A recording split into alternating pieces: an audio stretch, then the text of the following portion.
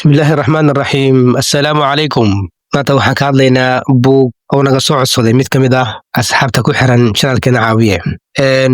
buugga magaciisu waa 48 xeer ee awoodda, waxaana qoray Robert Greene. waa buug heesar ah, wuxuu si faahfaahsan u sharxayaa sharciyada lagu gaari karo awoodda dhanka nolosha, ganacsiga, siyaasadda, bulshada iyo meel kastoo kale. buuggan wuxuu isku darayaa taariikh hore, falsafad iyo dhacdooyin dhab ah oo laga soo xigtay boqorro, siyaasiyiin, ganacsato iyo aqoon-yahano. buuggan wuxuu ku siinayaa tusaalooyin taariikhi ah oo muujinaya sida sharciyadan loo adeegsado. qoraaga buuggan wuxuu tusaalooyinkan ugu faa'iidaystay si uu u muujiyo sida dadka hore ay u fikri jireen, u dhaqmi jireen, iyo xeeladaha ay adeegsan jireen si ay u xoojiyaan saameyntooda. waa buug aan had iyo jeer dib ugu laaban karno si aan u tixraacno sharciyada ku qoran. dadka qaar sharciyadan qayb ka mid ah waxay u arkaan inay yihiin sharciyo ku salaysan khiyaano iyo xeelado qaldan. taasina waa run, laakiin sharciyadan waa kuwa ka tarjumaya dabeecadaha dhabta ee bini'aadamka.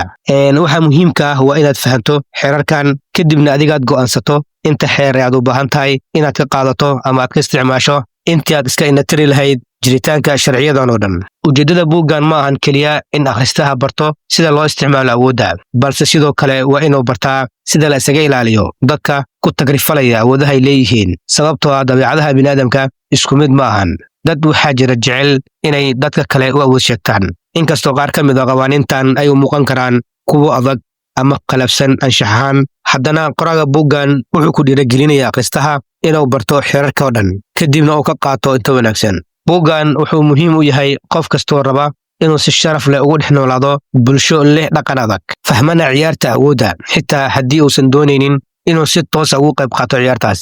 inkasta oo buuggan uu aad u dheer yahay, haddana waa mid xiiso badan oo runtii u qalma in la aqriyo. intaan buuggan bilaabin, waxaan si kooban uga hadlaynaa qoraaga buuggan taariikhdiisa. Robert Greene waa qoraa Maraykan ah oo caan ku ah buugaagta ku saabsan taariikhda bini'aadamka, dhaqannadooda, xeeladaha awoodda, dagaalka, dhaqaalaha iyo xirfadaha bulshada. buuggan 48 xeer ee awoodda waa buuggiisa ugu horreeyey ee uu qoray, lana daabacay sanadkii 1998, wuxuuna noqday mid aad loogu xusuusto. insha allahu tacaala 48 xeer ee buuggan uu ka kooban yahay. hal muuqaal kuma soo koobi karno, waxaan maalin walba ka soo qaadanaynaa 4 xeer hadduu ilaah subxaana wa tacaala noo saamaxo, waxayna noo noqon doonaan taxane aan ku dhammayn doono 12 maalin insha allahu tacaala. aan bilowno xeerka koowaad. weliga ha ka awood badnaan macalinkaaga. sharciga ugu horeeya ee buuggan wuxuu leeyahay weliga ha ka dhalaalin, ha ka muuqan ama ha ka caqli badnaan qofka kaa sareeya jago ahaan, boos ahaan ama awood ahaan. arrintaasi waxay keeni kartaa inuu kaa cabsado ama uu kaa xanaaqo ama uu dareemo in booskiisa aad halis ku tahay. tusaalooyin badan oo taariikhi ah ayaa muujinaya in dad badan shaqada lagaga saaray keliya inay u muuqdeen kuwo halis ku ah dadka madaxda u ah ama dadka ka sareeya. sidaa darteed, mar walba dadka kaa sareeya ayaga sii mudnaanta koowaad. dareensii inay ayaga hormuud ku yihiin si ay kugu farxaan. ha u muujin kartidaada iyo hibadaada si xad dhaaf ah, maxaa yeelay taasi waxay keeni kartaa inay kaa baqaan ama ay kaa niyad jabaan, kadibna ay shaqada kaa saaraan. marka ka dhig ayaga kuwa kaa caqli badan ama kaa fiican si aad u gaarto hadafkaad leedahay.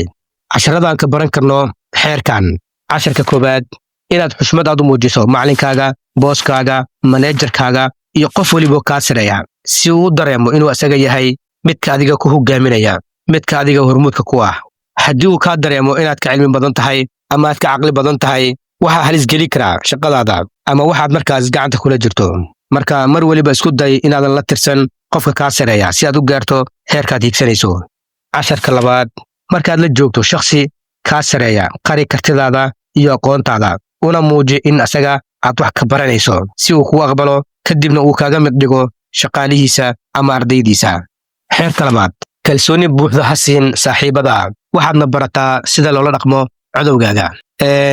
waxaad u malaysaa xeerkan in xoogaa uu qallafsan yahay. sidaan hore u soo sheegnay, waxaa jira xeerar badan oo laga dareemi karo inay anshax ahaan aanan u wanaagsanayn, waxaana isdhihi karaa xeerkan waa mid ka mid a xeerarkaas. buuggani wuxuu tilmaamayaa in saaxiibada qaar ay mararka qaar kugu noqon karaan khatar. arrintaasina waxaa sababi karaa inay ka maseeraan heerkaad taagan tahay. marka ka digtoonow saaxiibada qaar.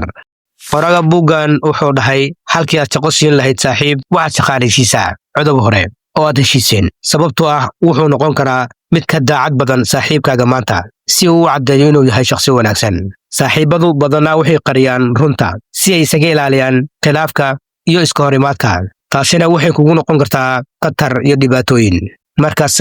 saaxiibtinimo u daa laakiin la shaqay dad karti badan xirfad leh mar kasta oo ay suurtagal tahay xalliya khilaafaadka cadowgaaga kana dhiga inuu daacad kuu noqdo casharada aan ka baran karno xeerkan casharka koowaad saaxiibada si xad dhaaf ah ha ugu kalsoonaan sababtoo ah marmarka qaar way ku qiyaami karaan casharka labaad saaxiibtinimada saaxiib u daa balse la shaqay dad karti iyo aqoon leh casharka saddexaad waa muhiim inaad ogaato cidda kaa soo horjeeda iyo meesha ay ku sugan yihiin si aad si taxadar leh u wajahdo cadowga qarsoon ayaa ka halis badan mid ka muuqda